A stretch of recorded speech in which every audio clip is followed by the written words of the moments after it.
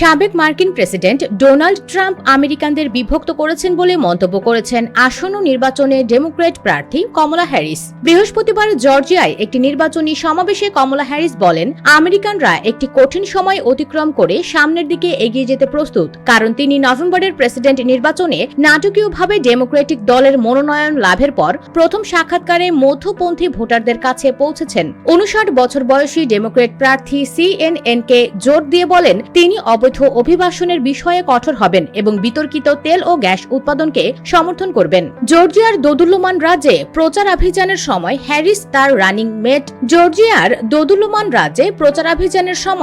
তার running mate Tim ওয়ালজের সাথে একটি যৌথ সাক্ষাৎকারে বলেন, এই কাজটি করার জন্য আমি সেরা ব্যক্তি। প্রথম নারী এবং কৃষ্ণাঙ্গ ও দক্ষিণ এশীয় ভাইস প্রেসিডেন্ট বলেন, সাবেক প্রেসিডেন্ট ট্রাম্প আমেরিকান হিসেবে সত্যি আমাদের জাতিকে বিভক্ত করেছেন। ডেমোক্র্যাট প্রার্থী হ্যারিস আরও জানান, তিনি জিতলে তার মন্ত্রিসভায় একজন রিপাবলিকানের নাম অন্তর্ভুক্ত করবেন। সামাজিক যোগাযোগ মাধ্যমে একটি পোস্টে ট্রাম্পের সাক্ষাৎকারটিকে খবর বাসস বোরিং বলে উল্লেখ করেন হ্যারিস।